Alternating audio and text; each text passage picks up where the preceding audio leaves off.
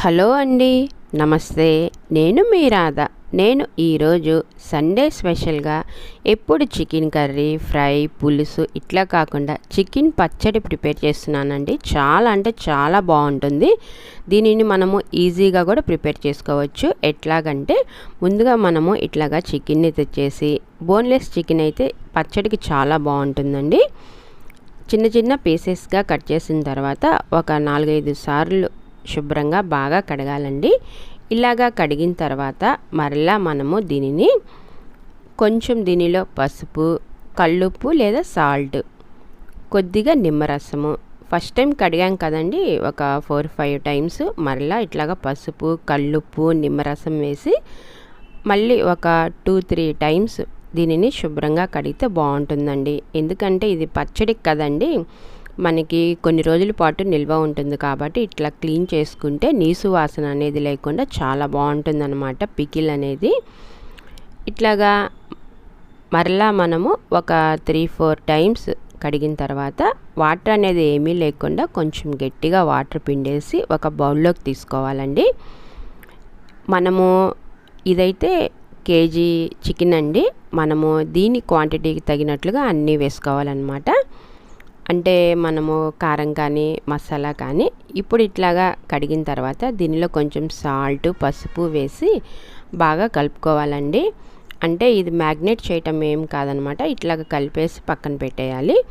ఇప్పుడు మనము చికెన్ వేయించడానికి డీప్ ఫ్రైకి సరిపడా ఆయిల్ పెట్టేసి, ఆయిల్ కొంచెం బాగా వేడిన తర్వాత ముందుగా మనము పసుపు, సాల్ట్ వేసిన ఈ చికెన్ ముక్కలను ఆయిల్లో కొంచెం బాగా వేయించుకోవాలండి. మరీ మంట హైలో పెట్టకుండా మీడియంలో పెట్టి ఈ చికెన్ ముక్కలు బాగా, అంటే కొంచెం ఎక్కువ టైమే పడుతుందండి, కొంచెం గోల్డెన్ కలర్ వచ్చే వరకు వీటిని బాగా ఫ్రై చేసుకోవాలి. మనకి అప్పుడే పచ్చడి కొంచెం ఇవి బాగా వేగితేనే పచ్చడి అనేది కొన్ని ఎక్కువ రోజులు నిల్వ ఉంటుందన్నమాట. ఇట్లాగా ఈ కలర్ వస్తే సరిపోతుందండి. ఇట్లాగా గోల్డెన్ కలర్ వచ్చిన తర్వాత మనము ఒక ప్లేట్లోకి తీసుకోవాలన్నమాట. ఈ విధంగానే మనము చికెన్ ముక్కలన్నిటిని కూడా ఇట్లాగా చక్కగా డీప్ ఫ్రై చేసుకోవాలి గోల్డెన్ కలర్ వచ్చే వరకు. ఇలాగా డీప్ ఫ్రై చేసేసిన తర్వాత ఈ ఆయిల్లోనే మనము కొంచెం అల్లం వెల్లుల్లి పేస్ట్ వేసి దీనిని అల్లం వెల్లుల్లి పేస్ట్ పచ్చివాసన పోయేదాకా వేయించుకోవాలండి. మనము చికెన్ క్వాంటిటీకి తగినట్లుగా అల్లం వెల్లుల్లి పేస్ట్ వేసుకోవాలన్నమాట. ఇప్పుడు దీనిని మనము ఈ అల్లం వెల్లుల్లి పేస్ట్ను ఒక 5 మినిట్స్ పాటు మంట సిమ్లో పెట్టి కొంచెం బాగా ఫ్రై చేయాలండి. ఇప్పుడు కారం వేయాలి. ఒక కేజీ కూరకైతే నేను ఒక 5-6 స్పూన్లు కారం వేస్తున్నానండి. ఎందుకంటే మనం అల్లం వెల్లుల్లి పేస్ట్ వేసాం కాబట్టి. పికిల్ కాబట్టి, చికెన్ పచ్చడి కాబట్టి దీనికి కొంచెం కారం ఎక్కువే పడుతుందండి. ఇప్పుడు దీనిలో సాల్ట్ వేసుకోవాలన్నమాట. మనం ఆల్రెడీ చికెన్లో కొంచెం సాల్ట్ వేసాం కాబట్టి సాల్ట్ అనేది చూసి వేసుకోవాలండి.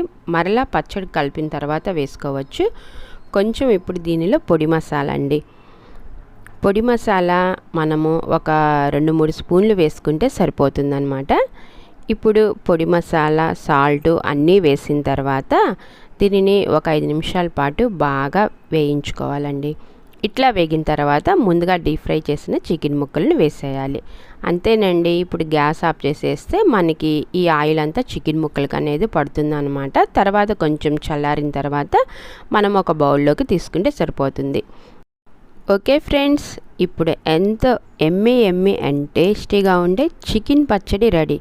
ఇది చాలా అంటే చాలా బాగుంటుందండి. చాలా టేస్టీగా కూడా ఉంటుంది. మనకి మిగతా పికిల్స్ లాగాను ఇది కూడా చాలా టేస్టీగా ఉంటుంది. మీరు కూడా ట్రై చేయండి. ఈ వీడియో మీకు నచ్చినట్లయితే లైక్ చేసి, షేర్ చేసి, సబ్స్క్రైబ్ చేయండి. Thanks for watching. నెక్స్ట్ వీడియోలో మరిన్ని రెసిపీస్తో మళ్ళీ కలుద్దాము.